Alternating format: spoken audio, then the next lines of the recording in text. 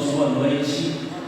A graça e a paz do Senhor Jesus seja sobre nós. Amém? Bom podermos mais uma vez reunir para louvar e agradecer o nome do Senhor, nosso Deus. A palavra do nosso Deus diz que se confessarmos os nossos pecados, Ele é fiel e justo para nos purificar de toda injustiça. Vamos iniciar hoje, pensando um pouco, hoje de manhã nós falamos sobre como nós devemos nos arrepender dos nossos pecados e viver uma vida diferente por amor a Deus. Feche seus olhos, ore ao Senhor, entregue a sua vida, acerte aquilo que é necessário acertar e tome algumas decisões e depois nós louvaremos o nome do Senhor.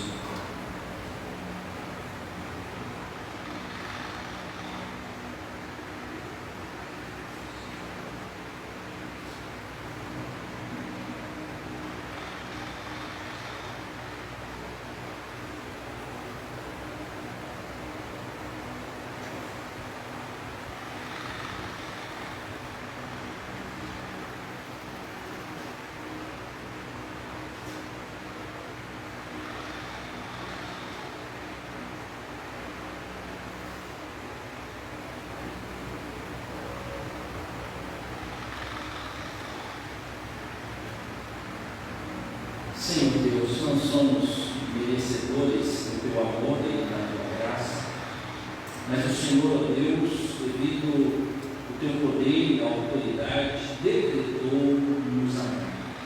Louvado seja o nome do Senhor. Muito obrigado pela morte de Cristo Jesus na cruz, e faz, ó Deus, com que todos os nossos pecados sejam perdoados, por sobre Ele, Deus, foi lançada toda essa injustiça. E o Senhor, Deus, cravou Cristo Jesus na cruz, e com Ele, ó Deus, todo o espírito de dívida que era contra nós. E agora, ó Deus, nós que devemos viver pela lei do amor, da graça, do Espírito, queremos, ó Deus, fazer aquilo que agrada ao Senhor.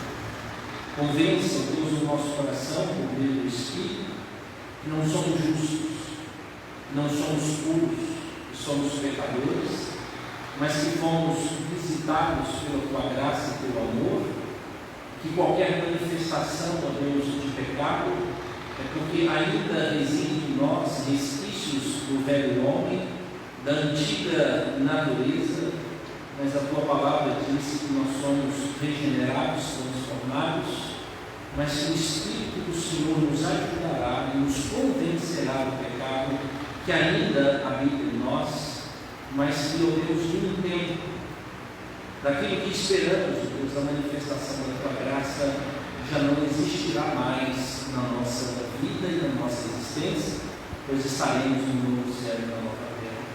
Mas nesse momento, Deus, pedimos que o Espírito do Senhor nos convença do pecado que temos cometido e que nos arrependamos, Deus, e que coloquemos a nossa vida na Tua presença, para glorificar e honrar, Deus, o nome do Senhor e viver, Deus, em santidade de vida. Em nome de Jesus nós oramos. Amém. Irmãos, Salmo de número 95. Salmo de número 95. Convido os irmãos a colocar isso de pé. Perdão, 93. Eu li antes, mas é o 93. O poder e a majestade de Deus, Salmo de número 93. Depois da leitura desse salmo, nós vamos cantar o hino de número 11, Trindade Santíssima, e continuaremos com dois louvores ao nome do Senhor nosso Deus. Vamos juntos? Leiamos. Reina o Senhor, revestiu-se de majestade, de poder se revestiu o Senhor e se cingiu, firmou no mundo que não vacila, desde a antiguidade está firme o Teu trono, Tu és desde a eternidade. Levantam os rios, ó Senhor, levantam os rios o seu bramido, levantam os rios o seu fragor, mas o Senhor nas alturas é mais poderoso do que o bramido das grandes águas, do que os poderosos vagalhões do mar.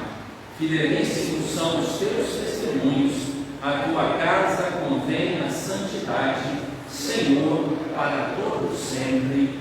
Amém. Vamos louvar o nome do Senhor.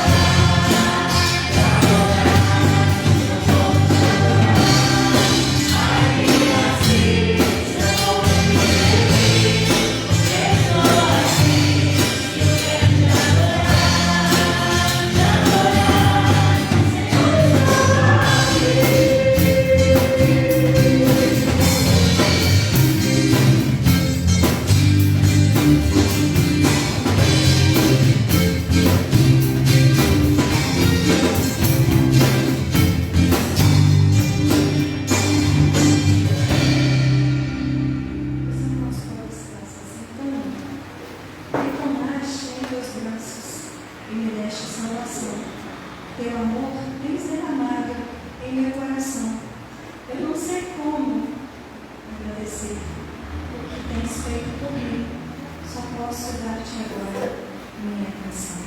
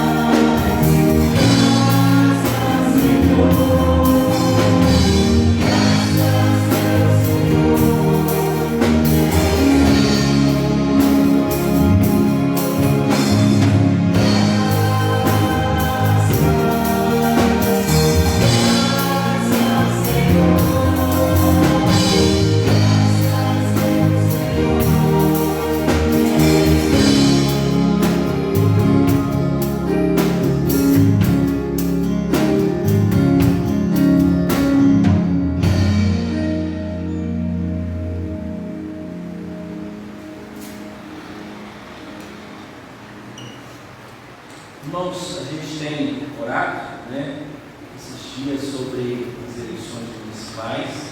A gente quer agradecer agora a Deus, A gente colocou tudo isso nas mãos dele, confiar de que ele quem conduz. Independente de resultados, nós necessitamos crer que Deus filtra todas as coisas. Ele quem conduz. E independente do resultado, nós necessitamos continuar os mesmos, confiando em Cristo Jesus, que Ele é o Senhor, que Ele está no controle de todas as coisas, e não desesperarmos, se o time de futebol não está indo bem, se o seu time político também não está indo bem, mas saiba que Deus está governando todas as coisas, né? Essa é a nossa certeza e a nossa confiança. Vamos agradecer a Deus, né, pelo dia que tivemos, as eleições que aconteceram, e agora estarmos prontos, né, se houver necessidade de segundo turno em algumas cidades, a nossa não tem, né, mas se tiver, a gente continua intercedendo, né, que todo o processo aconteça e que a gente veja a mão de Deus, né, sobre as nossas vidas, independente das circunstâncias. Deus, muito obrigado, porque o Senhor é aquele que governa todas as coisas, como acabamos de ler, Deus, no Salmo de número 93. Graças te damos. E o Senhor, Deus, é quem rege no universo. O Senhor não controla somente, Deus, as cidades, prefeituras e câmaras de vereadores. Sabemos que a mão de Deus, do Senhor, está sobre a consciência e o coração de cada governante. O Senhor, Deus, pode inclinar. Mas entendemos, Deus, que segundo a tua graça, segundo o teu favor, o Senhor é aquele que acompanha-nos todos esses atos. Graças te damos pelo processo letivo, Deus, que aconteceu, as votações e tudo mais, Deus. E pedimos que a paz do Senhor, Deus, reine na nossa cidade e nas cidades do nosso país, e que, ó Deus, todo esse resultado possa ser, Deus, para o desenvolvimento das nossas cidades. Mas que, ó Deus, tudo isso nos faça lembrar que o Senhor governa todas as coisas. Graças te damos pelo cuidado do Senhor sobre nossas vidas. Em nome de Jesus, nós oramos. Amém. Irmãos, Gálatas, capítulo de número 5, do verso 16 ao verso de número 25. Eu farei a leitura, os irmãos vão me acompanhar nessa leitura. Gálatas, capítulo 5, do verso 16 até o verso de número 25. Diz assim: digo, porém, andai no Espírito, e jamais satisfareis a concupiscência da carne. Porque a carne milita contra o Espírito, e o Espírito contra a carne, porque são opostos entre si, para que não façais o que porventura seja do vosso querer. Mas se sois guiados pelo Espírito, não estáis sob a lei. Ora, as obras da carne são conhecidas e são prostituição, impureza, lascívia, idolatria, feitiçarias, inimizade, porfia, ciúmes, iras, discórdias, dissensões, facções, invejas, bebedices, glutonarias e coisas semelhantes a estas, a respeito das quais eu vos declaro, como já outrora vos preveni, que não herdarão o reino de Deus os que tais coisas praticam. Mas o fruto do Espírito é amor, alegria, paz, longanimidade, benignidade, bondade, fidelidade, mansidão, domínio próprio. Contra essas coisas não há lei. E os que são de Cristo Jesus crucificaram na carne com as suas paixões e concupiscências. Se vivemos no Espírito, andemos também no Espírito. Amém. Irmãos, a gente já vem caminhando, né, desde o domingo passado, passamos hoje mais um pouco, e eu queria então encerrar esse pensamento, mas embora quarta-feira a gente vai ter um estudo sobre santificação, né? Como funciona esse processo, já que nós somos justificados, né, e há uma declaração da nossa justificação, como é então que funciona a santificação, sendo que eu já não sou salvo pelo que eu faço.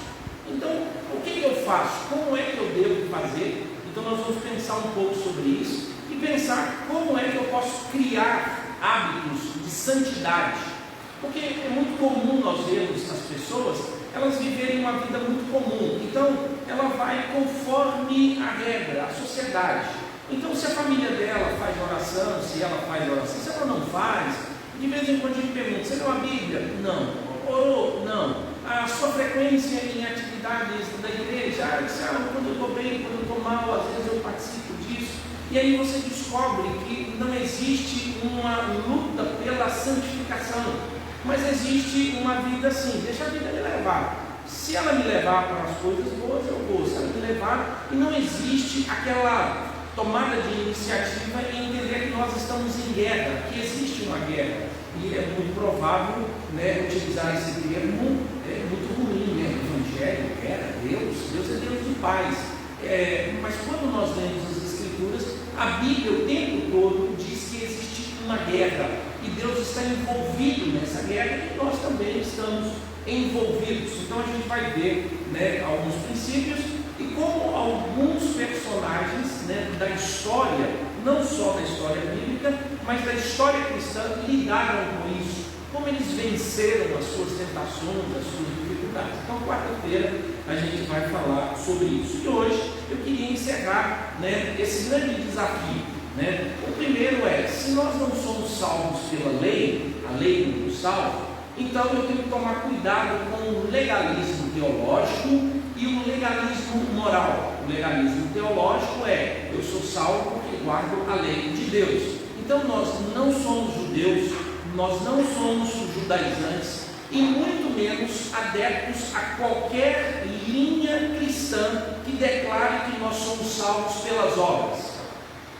Qualquer linha denominacional cristã que declare que eu tenho que fazer alguma coisa para que eu seja salvo, como entrega de dízimo, como semanas de oração, como semanas de jejum, ou penitências, ou sacrifícios, tanto morais, intelectuais e até mesmo físicos. E nós encontramos essas linhas nos dias de hoje. Muita gente vai associar a salvação à regra comportamental que ela tem, por exemplo, a roupa que ela veste, o filme que assiste, o livro que lê, a conversa que tem, o tamanho do cabelo, ou se bebe ou se não bebe, se fuma ou se não fuma. Eu sempre, quando vai tratar desse jeito, a gente tem que falar desse negócio, né? Porque, tipo assim, se você fumava antes de converter, você não vai para o céu. Mas se você passa a fumar depois que se converte, é só um pecado que caiu só um pouquinho. Então a gente tem uma dificuldade muito grande contra esses chamados pecados sociais. E aí então a gente vive uma loucura. E aí algumas denominações vão dizer que você é salvo pelo modo em que você comporta. Aí nós lemos as escrituras vêm corrigir esse legalismo, tanto teológico quanto o legalismo moral. Né? O Paulo fala sobre isso, sobre o que se come. Você come vegetal ou come carne? Né? E aí então, se você come, como os judeus e alguns não estavam entendendo, mesmo que você acredite em Cristo Jesus, mas você come carne, você não é digno do reino dos céus. E um outro grupo disse assim, olha, não importa, pode comer qualquer coisa, porque isso não me contamina, então eu não estou nem aí. E aí então Paulo diz, mas o testemunho seu conta para o amor que você tem para com seu irmão. Então se um diz que a verdura salva, o outro diz que o irmão não importa. Então você tem duas linhas complicadas. E o apóstolo Paulo então diz, esses conceitos morais, eles podem trazer muito problema para vocês e escandalizar a muitos, se vocês não tomarem cuidado e não compreenderem o que é regra para a salvação e como nós devemos viver a nossa vida de santidade.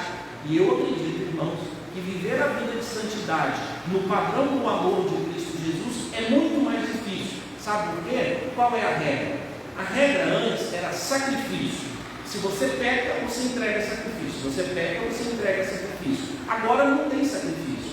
Você tem que amar. E qual é o resumo da lei? O resumo da lei, a gente sempre vai lembrar o que Jesus falou. Ele diz, amar a Deus sobre todas as coisas, o teu próximo como a ti mesmo, mas ele sabe da nossa incoerência, da nossa hipocrisia, ele acrescenta o 11º mandamento. Ele diz, um outro mandamento vos dou, amai-vos uns aos outros como eu vos amei. Ele sabe que nós somos hipócritas e nós não vamos amar as pessoas porque achamos que as pessoas não são tão dignas quanto nós. E aí então ele diz, então preste atenção, não ame as pessoas como você se ama. Ame as pessoas como eu amei você. Se você então não conhece quem é Jesus, não sabe o amor de Cristo, e aí então você prefere um outro mandamento. Só que em 2 vezes o apóstolo Paulo e uma vez o Senhor Jesus corrobora isso. Ele diz que o resumo de toda a lei, incluindo João, ele diz, amar o teu próximo. Esse é o resumo da lei. Esse é o resumo. Jesus fala sobre isso. Lembra do jovem rico? Pode olhar lá, na lista que o jovem rico apresentou, não tem o item de amar a Deus, tem o item de amar o próximo.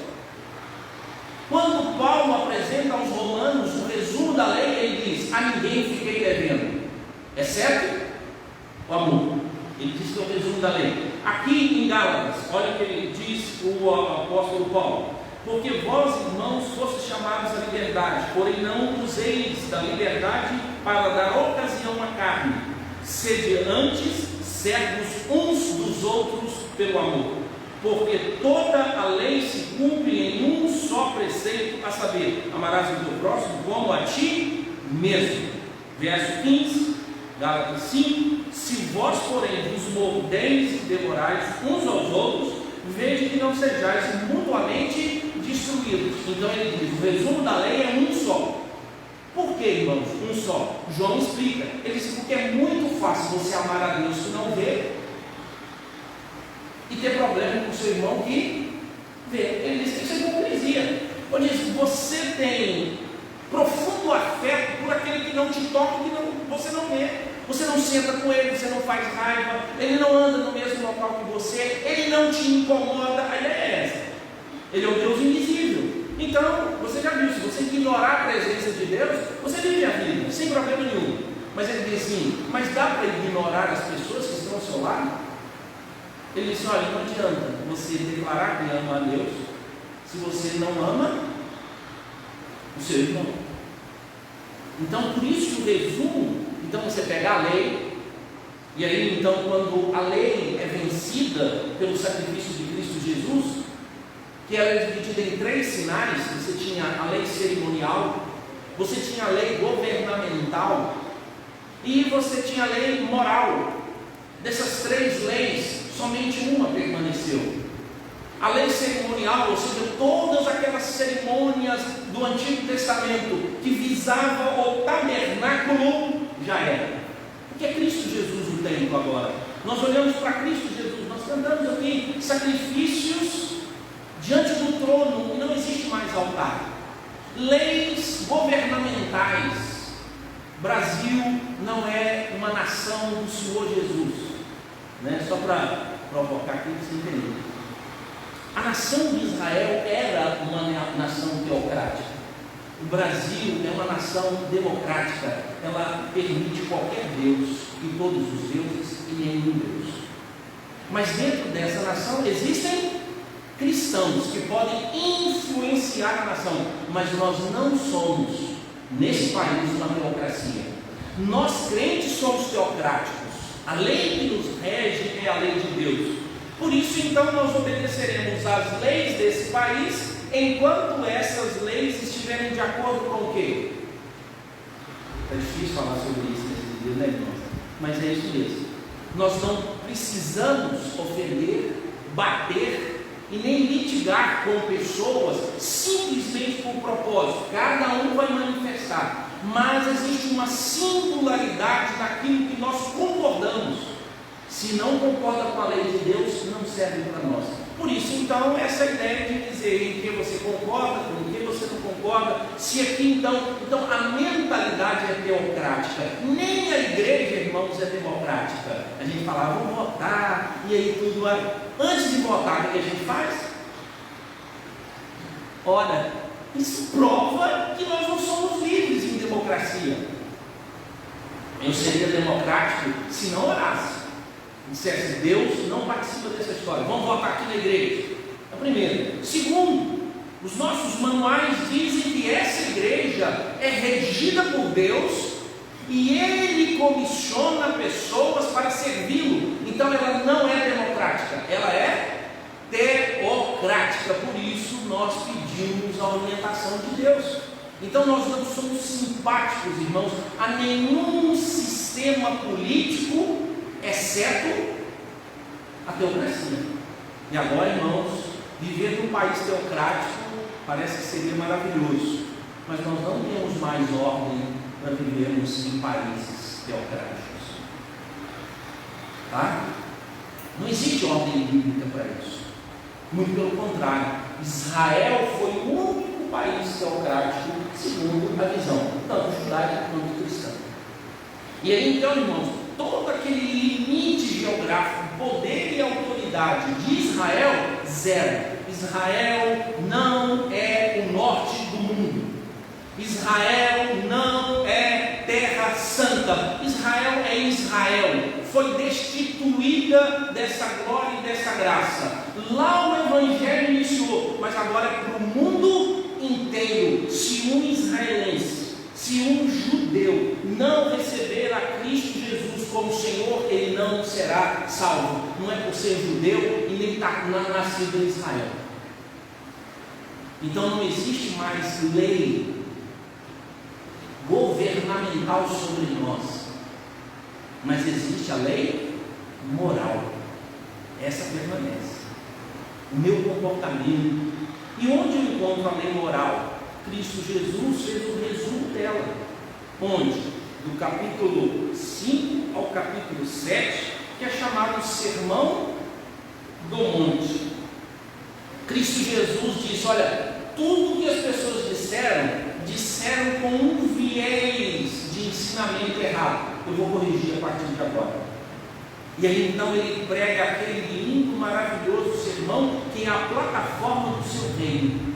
Ele fala de moralidades, ele fala de amar o próximo, ele fala de trair, ele fala de divórcio, ele fala de casamento, ele fala de vingança, ele fala de esmola, ele fala de oração, ele fala de jejum, ele fala de adoração. Ele trata de todos os itens da moral cristã para que nós pudéssemos viver segundo aquilo que Cristo Jesus deseja para que vivamos, né? Então preste atenção, irmãos. O cristianismo é uma religião moral e não moralista.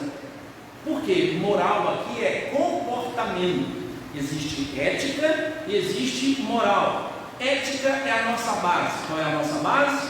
A Bíblia, os ensinamentos de Deus. Mas qual é a nossa moral? Ou a ideia de como nós devemos comportar. Por isso então, a fé cristã é uma fé de moralidades. E essas moralidades estão baseadas em quê? Na Trindade, no Pai, no Filho e no Espírito Santo. O que nós acabamos de cantar, que Deus é santo, e a sua casa convém santidade. Então, para que você seja santo, você precisa ter um comportamento de igualdade. E aí então o resumo da santidade é qual? Amar o teu próximo. Esse é o resumo. Esse é o resumo. E aí então nós precisamos agora descobrir o valor dessa lei, que uma hora se colocou como o nosso algoz, agora está do nosso lado.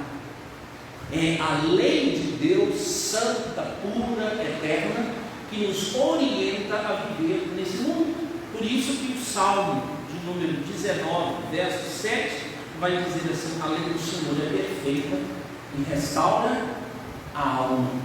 A lei aqui é Torá, são os ensinamentos que diz quem nós somos, de onde viemos e para onde vamos. Essa é a lei. A lei diz isso. O tempo todo a lei de Deus fala sobre isso. Quem nós somos, de onde viemos e para onde estamos indo. Essa é a lei. A lei do Senhor é perfeita, ou seja, você não precisa de mais nada, porque ela por si só é suficiente e ela restaura a nefesh. Nefesh aqui não é a parte interior de nós, irmãos, não é a parte invisível nossa. Nefesh é um termo utilizado para quando Deus soprou na narina de Adão e chamou de alma vivente, ou seja, é o ser humano. Então essa lei transforma o ser humano, ela muda o ser humano, ela traz novidade. E aí então eu vou viver por essa lei, porque essa lei é verdade. E aí então todas as minhas imperfeições e equívocos no meu comportamento moral vai ser corrigido segundo essa lei. Eu queria ler para você um resumo do pensamento sobre essa lei.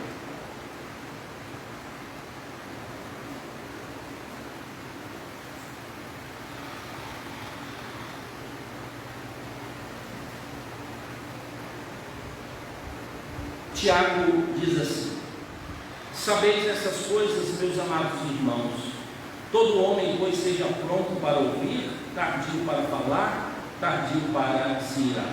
Irmãos, homem aqui é mulher também, tá? Porque a ira do homem não produz a justiça de Deus. Portanto, despojando-vos de toda impureza e acúmulo de maldade, acolhei com mansidão a palavra em vós implantada, a qual é poderosa para salvar a vossa alma. Tornai-vos, pois, praticantes da palavra e não somente ouvintes, enganando-vos a vós mesmos. Porque se alguém é ouvinte da palavra e não praticante, assemelha-se ao homem que contempla no espelho o seu rosto natural, pois a si mesmo se contempla e se retira e para longe se esquece de como era a sua aparência. Mas aquele que considera atentamente a lei perfeita, a lei da liberdade, e nela persevera, não sendo ouvinte negligente, mas operoso praticante, esse será bem-aventurado no que realizar. Se alguém supõe ser religioso, deixando de refrear a língua, antes enganando o próprio coração, a sua religião é vã. Ao resumo: a religião pura e sem mácula para com nosso Deus e Pai é esta: visitar os órfãos e as viúvas nas suas tribulações, ajudar os que sofrem. E ele diz: e a si mesmo guardar-se incontaminado do mundo, amar o próximo e obedecer à lei de Deus. Essa é a regra para nós. Então, essa lei moral, ela ainda é exigida, não para a nossa salvação, mas agora para a nossa santificação. Por isso, então, o apóstolo Paulo escreve aos Gálatas falando o seguinte: olha, já que vocês são salvos pela fé em Cristo Jesus e não por guardar leis e fazer obras, como é então que você deve viver diante desse comportamento que há no mundo? E aí então o apóstolo Paulo apresenta para nós. Primeiro, verso 16: digo, porém, andai no Espírito e jamais satisfareis a concupiscência da carne. Ele diz assim: mas esse pecado vai embora? Não. O pecado ainda não foi retirado do mundo. E preste atenção, irmãos, nós não lutamos contra pecados, nós lutamos contra o pecado.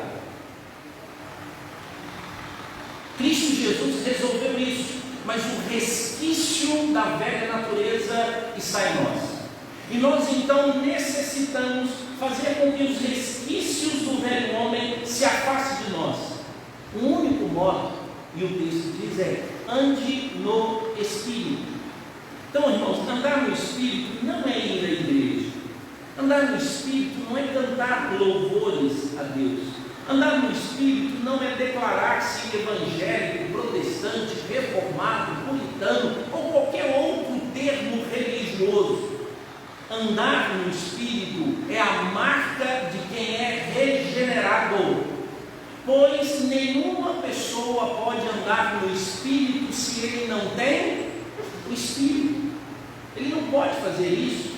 Então, quem um dia declarou-se regenerado, disse que creu em Cristo Jesus, arrependeu dos seus pecados, agora não anda mais nos costumes desse mundo e nem anda mais segundo as paixões da sua carne. O que são as paixões da nossa carne? É a nossa natureza antiga, as coisas do diabo. E aí então ele diz: agora você vai andar nas coisas do Espírito. Porque se você andar nas coisas da carne, você sofrerá o resultado. Qual é o resultado? Toda vez que alguém anda na carne, ele colhe as coisas da carne. Olha o que diz o apóstolo Paulo: mas aquele que está possuído, ele é aqui, cheio, 6, 5.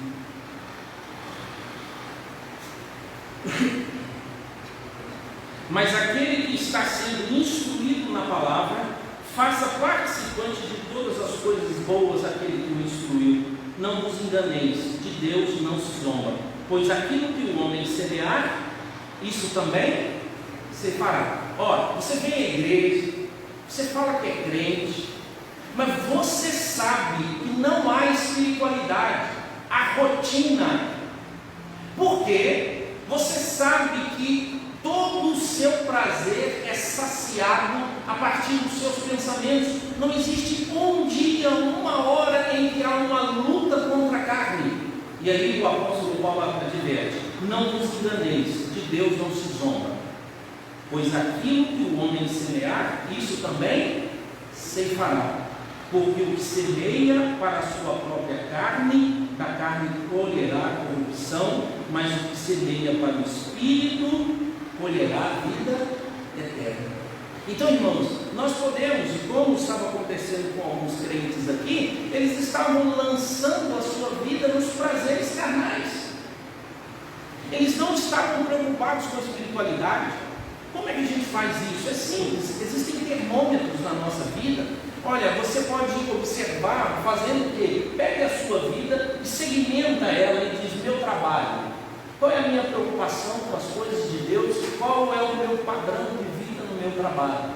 Segundo, dentro da minha casa, qual é o padrão? Como é que eu... E alguém fala assim: pastor, só quer que eu fique orando o tempo todo? Se você perguntou isso, já é um problema.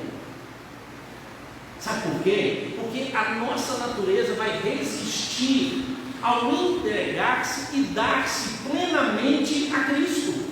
A nossa natureza vai lutar contra isso. Então a gente vai aprender as coisas mais básicas e simples. Ou seja, a gente vai aprender a ser a pessoa mais morna possível. Ou seja, a pessoa que vai se chamar a mais equilibrada. E alguém diz assim: vamos orar? E enquanto as pessoas oram, de vez em quando eu faço esse teste, né? Fechar o olho não é sinal de espiritualidade, mas é muito comum, no momento da espiritualidade, muitos no culto não participarem. De vez em quando eu abro os olhos, e tem gente olhando para o elevador, para o ventilador, tem gente reclamando, tem gente trabalhando, tem gente com celular, tem gente com chá, tem gente com negócio e tal. E eles, rapaz, como a gente perde a oportunidade. Mas a gente não gosta de ser criticado. A gente não quer ser avaliado. Preste atenção, irmãos. Nós queremos apresentar às pessoas a nossa plena espiritualidade. E aí, então, por isso que ser salvo pelas obras é mais digno que ser salvo pela graça. Por quê? Porque eu provo a minha espiritualidade. E quando você recebe a informação de que você não se salva, mas que você precisa obedecer, mas não tem crédito, porque tudo que você faz é por obra do Espírito. Ou seja, quando você fecha os olhos para orar, preste atenção, não é uma iniciativa sua, é um reflexo da regeneração. Quando você abre as Escrituras, não é uma iniciativa sua, é um reflexo da regeneração. E aí então você descobre que orar é bom, que ler a Bíblia é bom. Mas preste atenção, quando você vai participar e declara-se crente, mas isso não faz parte do prazer da sua vida, preocupe-se com isso. Quando orar não faz parte do seu repertório, quando ler a Bíblia não dá prazer, quando ajudar as outras pessoas, quando a adoração se aproxima, não faz parte dos seus planos. Irmãos, quem põe prazer em nós é o Espírito. Preste atenção. Mas agora, quem responde ao Espírito somos nós. O Espírito fala assim: leia a Bíblia. Isso. Ora, você sabe o que deveria fazer, mas preste atenção. Eu não tenho vontade de orar e nunca tenho vontade de ler a Bíblia. Agora, questione a sua fé. Eu nunca tenho vontade de participar dessas coisas dos crentes. Às vezes você tem a criança, a infância, a adolescência, a juventude e lá. E aí você começa a perceber essas pessoas. Sabe por quê, irmãos? O pecado faz isso conosco. Qual é o papel do pecado? O papel do pecado é nos dar satisfação. Então, quando você acha que é difícil demais ler a Bíblia, porque você tem muita preguiça, então preguiça é pecado. Por quê? Porque não te conduz à intimidade com Deus. A preguiça faz parte daquilo que o pecado faz na nossa vida, e a gente fala assim: é só preguiça, gente. É só preguiça. Mas quando você vai avaliar, você descobre que não é bem preguiça, é falta de iniciativa. É diferente. Não ter prazer. E aqui o texto está dizendo assim: por que eu vou querer andar com o Espírito, sendo que eu não tenho prazer com ele? Enoque andou com Deus, Noé andou com Deus, Moisés andou com Deus, Davi andou com Deus.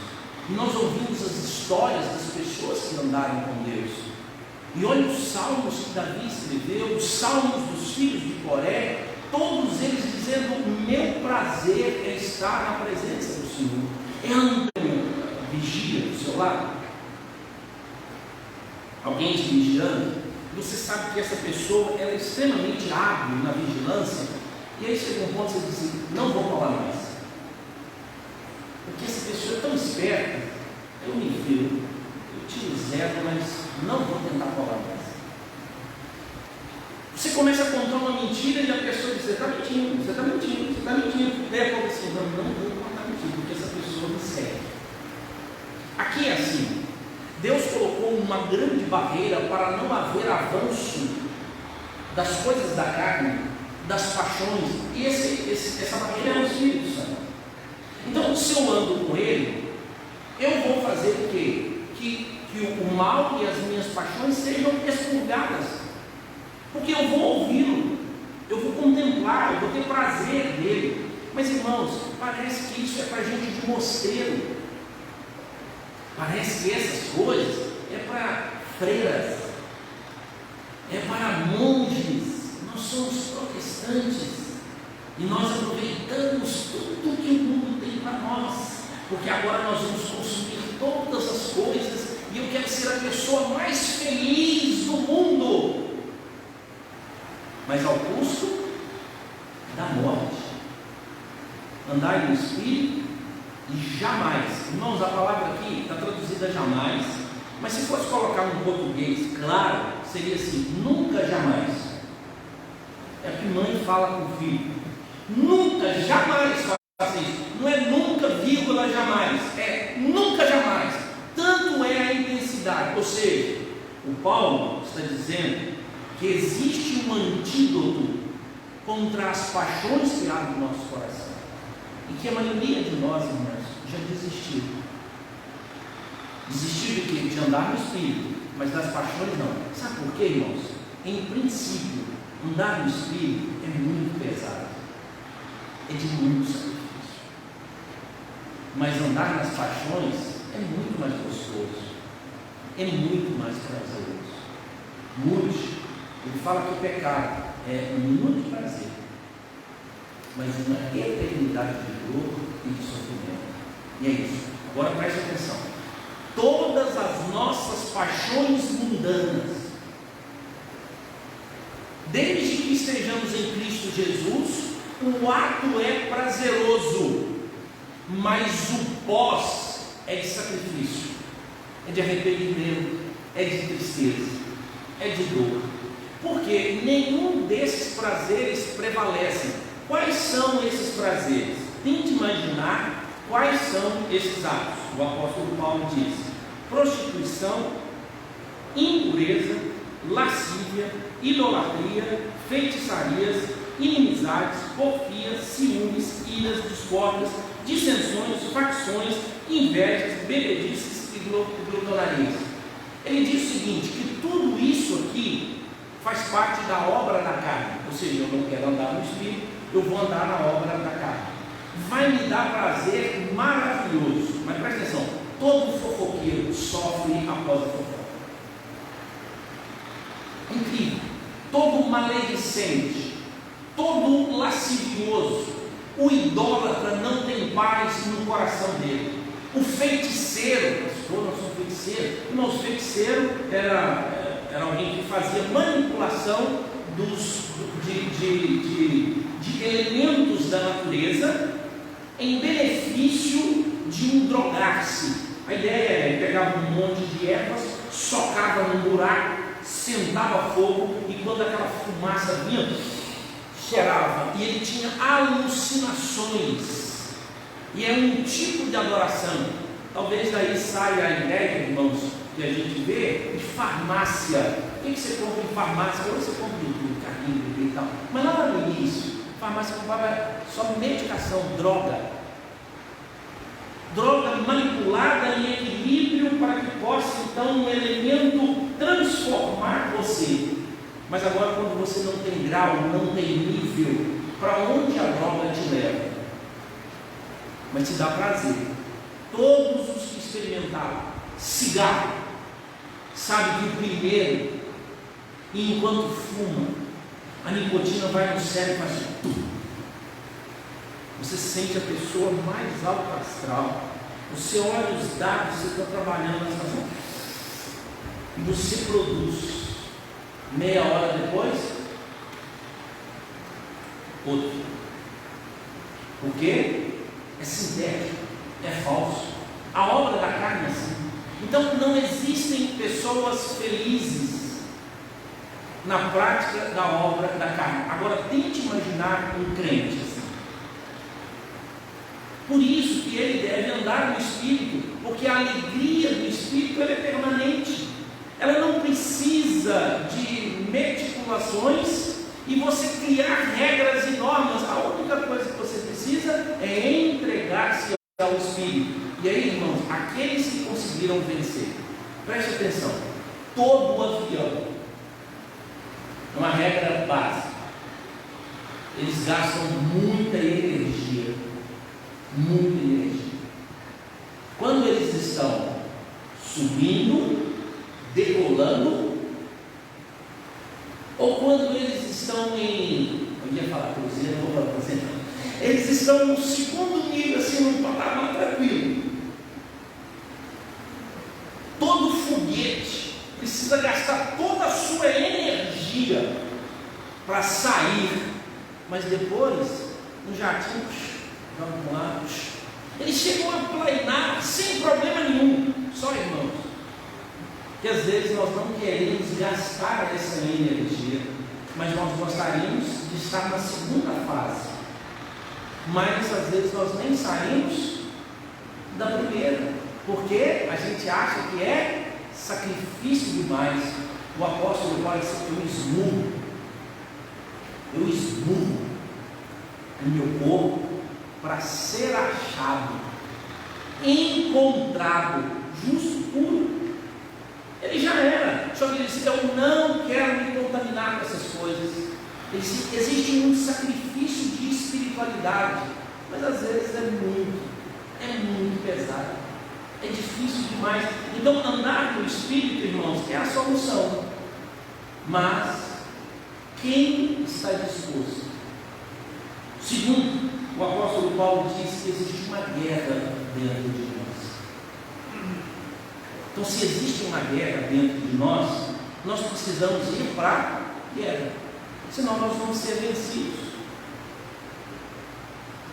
Um grande escritor, ele resumiu essa guerra e como é que a gente vence, que é a guerra do espírito contra a carne. A carne está em mim, luta contra o espírito. Ou seja, os dois lutam para me absorver o máximo. E quem eu alimentar vai vencer. Se eu alimentar o espírito vence. Se eu alimentar a carne vence. E ele então disse que nós precisamos de estratégias para vencer isso. Ele falou que a maioria de nós não nos preocupamos com estratégias. Nós temos estratégia para poder ir bem no business, nós temos estratégias para passar no vestibular, nós temos estratégias para ser um bom profissional, nós temos estratégias para ganhar dinheiro, nós temos estratégias para que os nossos filhos sejam bem-sucedidos, nós temos estratégias, para poder guardar dinheiro e depois investir, nós temos estratégias políticas, mas achamos que não temos estratégias para vencer o mal, achamos que tem que acontecer assim naturalmente. Deixa Deus me levar pela obra do Espírito, e Ele vai vencer um dia que Deus me convencer. Não. Ele diz que primeiro nós temos que entender quem é o nosso inimigo. Sabe quem vira nosso inimigo, irmão? Igreja, não pastor. Presta atenção. Quem vira não é que é nosso inimigo. Tem gente que luta contra contra aquilo que a igreja promove para que ele cresça espiritualmente. Ele é contra. Ele é contra culto, ele é contra reunião, ele é contra jejum, ele é contra dia de leitura, ele é contra estudo, ele é contra a oração. É simples, é só você olhar o nosso comportamento. O que é que nós preferimos? Estar sexta-feira aqui orando junto com os irmãos ou num churrasco, num prazer? Então nós achamos que a igreja se torna inimigo e a gente vai dizer assim, é ativismo. Eu sei que existem os excessos, ainda mais quando nós transformamos a igreja num playground. Quando achamos que as programações da igreja têm que ser para entreter as pessoas, enquanto que a nossa vida tem que ser para entreter o Espírito em nós. Entreter, irmãos, é fazer a pessoa ficar ocupada. Então, ativismo está errado. Mas às vezes, quando nós incentivamos a oração, diz, é contra isso aí, isso não. Mas quando é que nós vamos orar? E aí, quando alguém ora demais, as pessoas dizem, olha. Por quê? Porque a nossa natureza, irmãos, então eu preciso descobrir quem é o inimigo. Presta atenção. Quem nos distrai é o pecado. O pecado é o nosso inimigo. Não é Deus e nem as coisas de Deus. A Bíblia não é nossa inimiga. A oração não é nossa inimiga. Os louvores não são nossos inimigos. Quem é o nosso inimigo? O pecado que habita onde? Em mim. Eu tenho que lutar contra ele. Essa é a primeira coisa. Eu preciso saber quem é o inimigo e tratar muito bem o impostor que está em mim.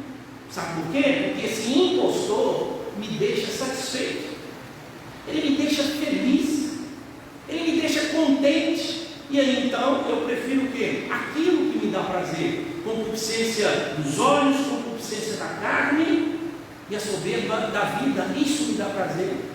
Eu alimento as coisas carnais, eu alimento no deleito da posse pelo que eu vejo, e eu viro um fanfarrão. A palavra, irmãos, tá? Soberba da vida. O que é soberba da vida? O que é um fanfarrão? Fanfarrão é alguém que dá prejuízo nas pessoas.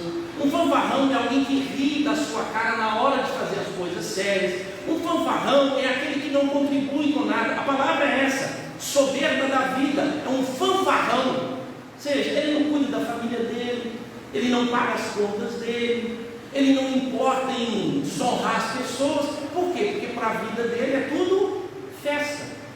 Tudo festa. Segundo, quando você descobrir que o seu inimigo te trai, aí você vai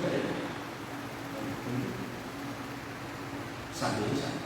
Segundo, você necessita descobrir como vencer esse inimigo. Qual é a fraqueza dele? Tem fraqueza? Tem. Existe uma única iniciativa. O pecado tem um único ponto fraco.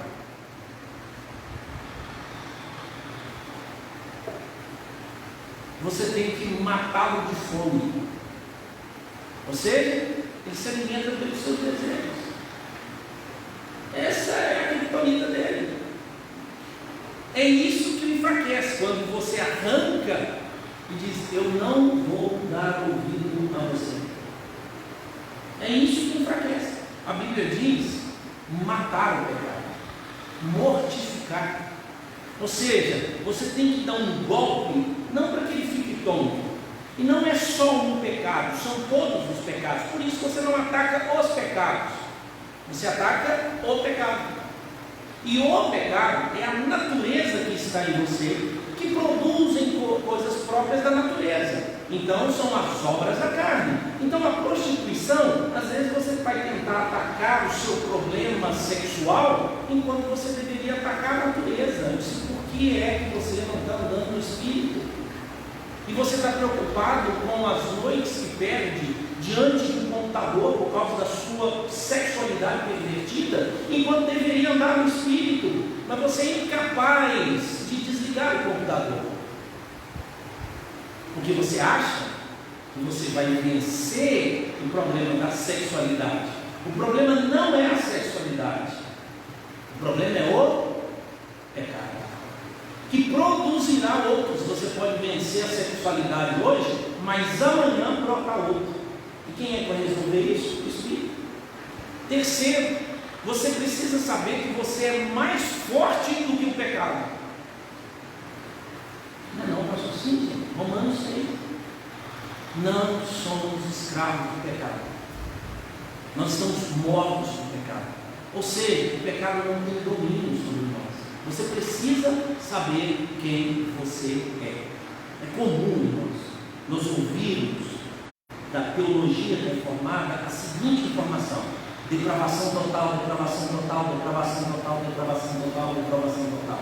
Ó Deus, perdoa a minha multidão de pecados, e eu pego com ação, omissão e tudo mais. E aí então você internalizou essa informação de forma errada. Você internalizou assim: eu não consigo ser uma pessoa boa, eu não consigo adorar a Deus, eu não consigo fazer nada. Ou você foi já removido desse estado. Isso já foi mudado. A depravação total demonstra quem você é, mas quando Cristo Jesus vem, Ele trata justamente aquilo que te torna depravado, corrompido, e é o pecado. Então a ideia nossa é: todo mundo é pecador, e ele é pecador, ele é miserável, pecador. A Bíblia me chama de santo, não me chama mais de pecador. Pode ler a Bíblia toda. Antes fostes vós outrora, mas agora nova criatura. A Bíblia não nos chama mais, irmãos. Eu sei que você vai estar assustado, eu quero que você veja a Bíblia toda. Em Cristo Jesus nós não somos chamados de pecadores. A Bíblia diz que ainda podemos pecar, e se pecarmos devemos confessar, e ao confessarmos devemos nos lembrar que tem um advogado onde? Lá no céu já. A Bíblia nos chama de santos, irmãos. A Bíblia nos chama de santos. 4. Na batalha. 3 coisas que você precisa fazer para vencer as obras da carne. Primeiro, você precisa crescer. Ninguém vai melhorar o comportamento se não cresce. Você sabe disso. Na sua casa você sabe que seus filhos precisam fazer isso. No seu relacionamento conjugal você sabe que precisa fazer isso. No seu local de trabalho você sabe que precisa fazer isso. Mas na igreja, não. Na igreja.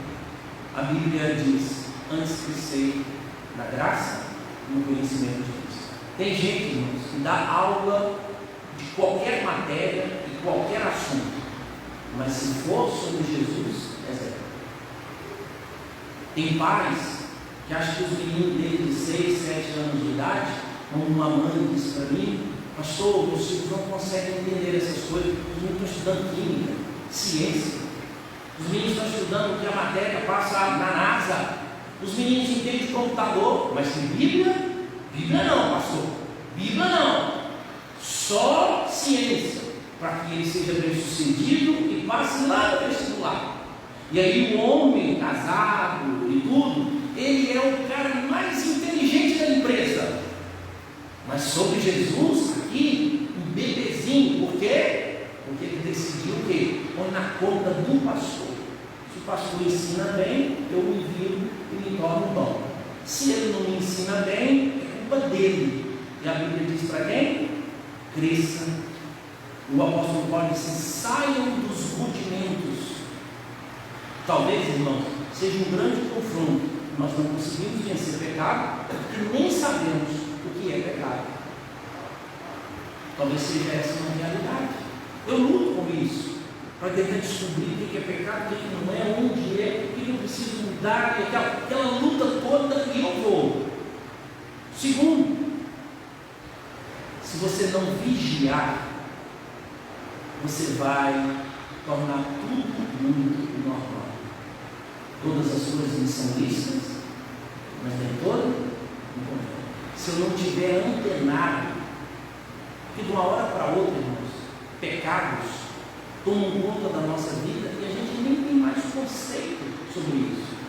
Lembre-se, para você ver o que aconteceu com o casamento. Então nós temos uma luta, eu estou falando da última geração. Antes o casamento era algo sagrado. Do sagrado nós transformamos o casamento em algo comum. Do comum nós admitimos o divórcio. Do divórcio, nós defendemos o múltiplo casamento. Você pode casar quantas vezes quiser. Agora, a gente está assustado com o quê? Casar homem com homem. Hoje nós já desonramos lá atrás, velho. Por que eu vou ficar assustado quando casa homem com homem, mulher com mulher, sendo que a lei já foi descumprida lá no início? O que nós fazemos? Nós chegamos num minuto, agora mudou. Eu sou contra o casamento homossexual. Você tinha que ser contra todo tipo de união que não seja bíblica, sexo antes do casamento, poligamia, poliandria, traição, adultério, homossexualidade. É isso que a Bíblia diz. Mas não, nós somos seletivos. Por isso, irmão, sem problema nenhum. Olha o tanto de igreja evangélica que já faz casamento o quê? A pessoa está acabando sempre. O mundo vai embora, né, irmão? Aí nós fazemos o quê? Olha o tanto de igreja que está se abrindo. O problema, irmãos, não é o casamento.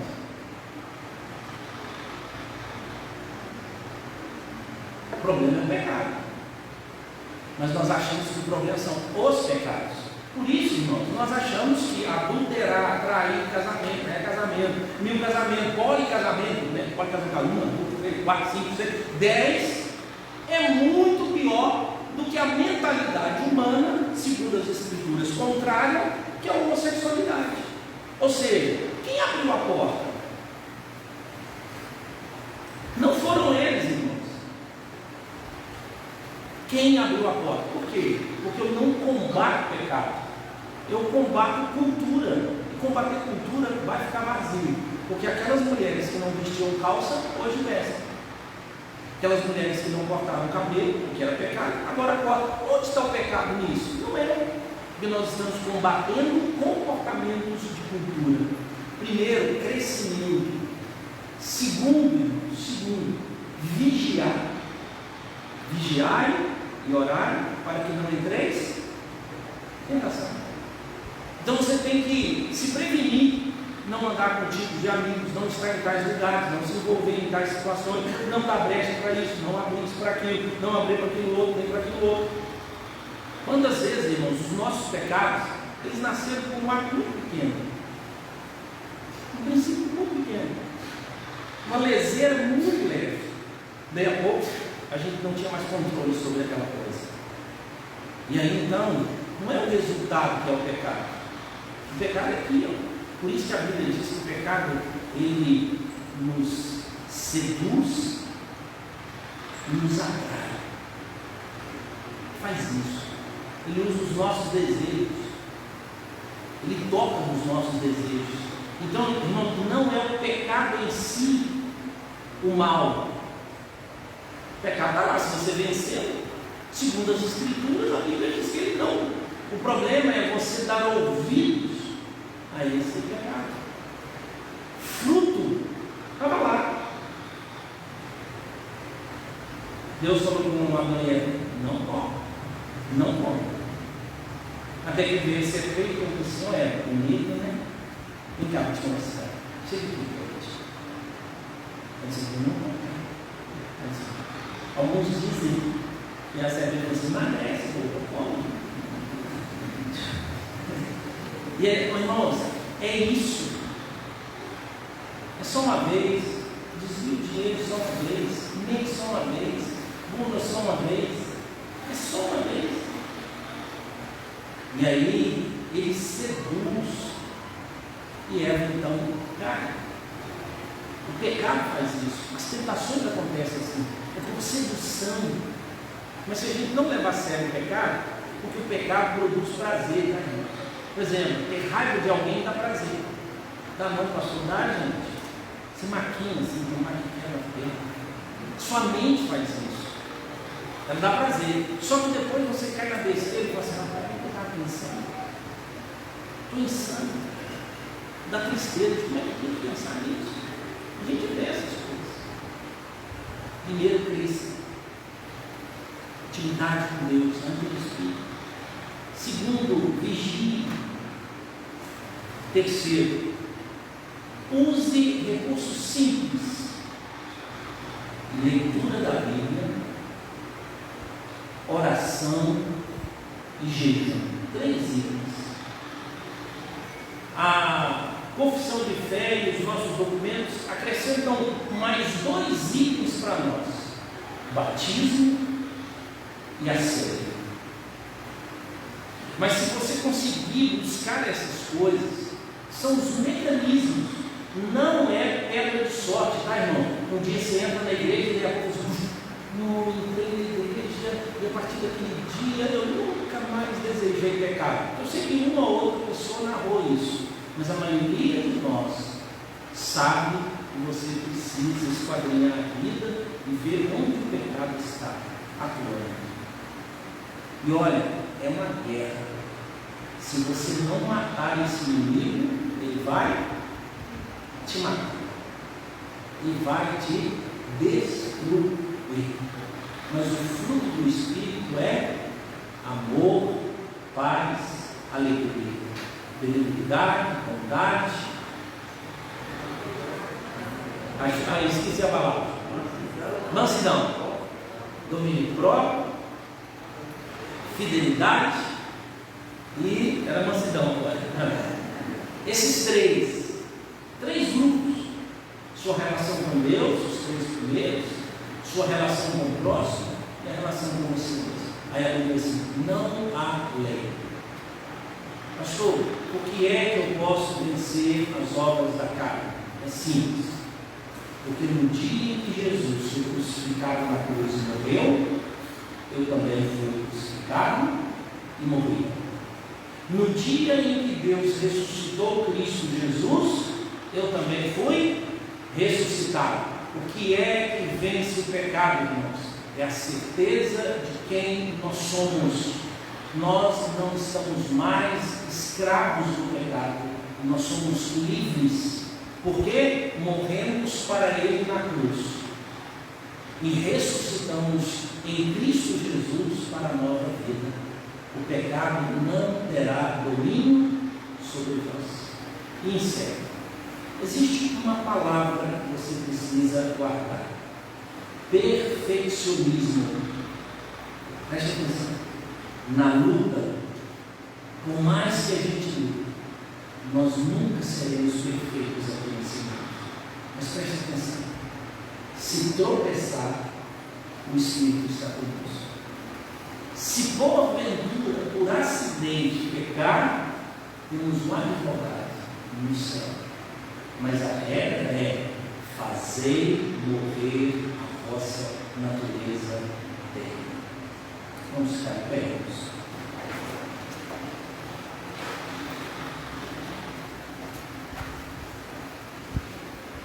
Senhor Deus, o Espírito do Senhor haja na minha vida e na vida de todos os irmãos que aqui estão, para o nosso crescimento e desenvolvimento, em nome de Jesus, que nós oramos. Amém. Que a graça do Senhor Jesus, o amor de Deus, o nosso Pai, e as ternas consolações do Espírito Santo de Deus esteja sobre vós, amados irmãos, e sobre todo o povo de Deus espalhado pela face da terra, agora e para sempre. Amém e amém. Que Deus abençoe os irmãos. Irmão, nós temos uma canção que foi ensaiada aqui, a gente vai ouvir e depois nós iremos, tá? Deus abençoe a sua vida. Dá uma olhadinha, eu acho que nós temos alguns visitantes, você dá uma atenção a eles no finalzinho lá, e que Deus abençoe as nossas vidas.